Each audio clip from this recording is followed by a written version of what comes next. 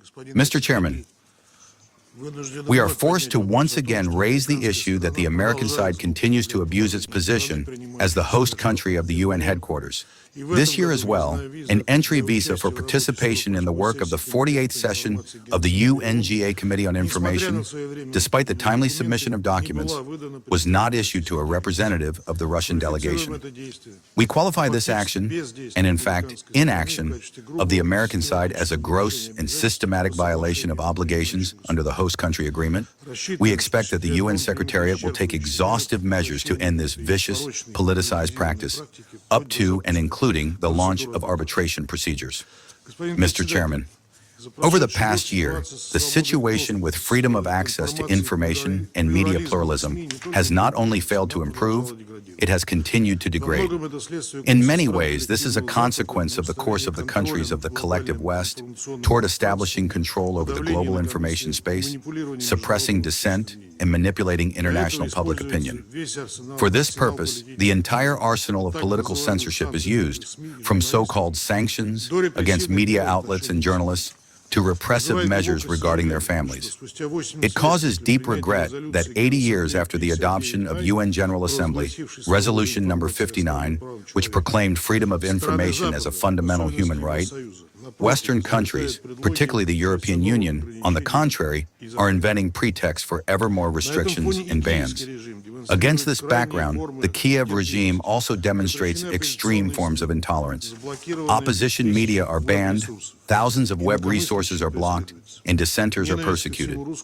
Hatred for everything Russian is openly propagated and stimulated through the media at all levels. The Kiev clique does not cease the terrorist practice of attacks on the civilian population, including journalists and war correspondents, openly boasting of this.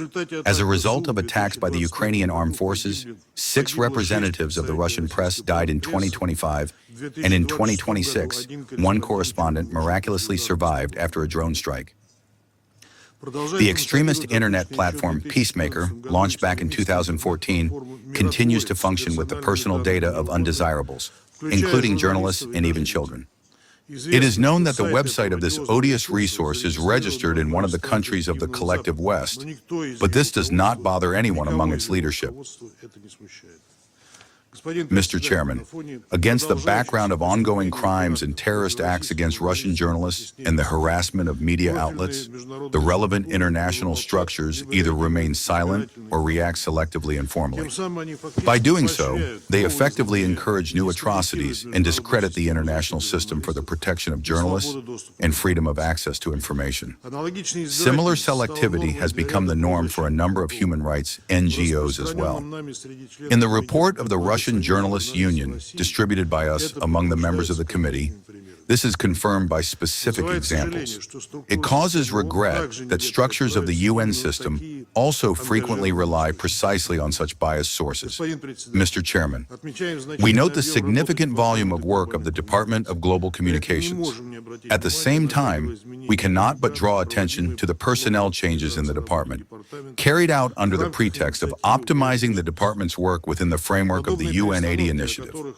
Such reshuffles, which are often reported to member states as a practically accomplished fact, raise questions from the point of view of transparency and the balance of personnel policy, including compliance with the proper country balance in staff representation.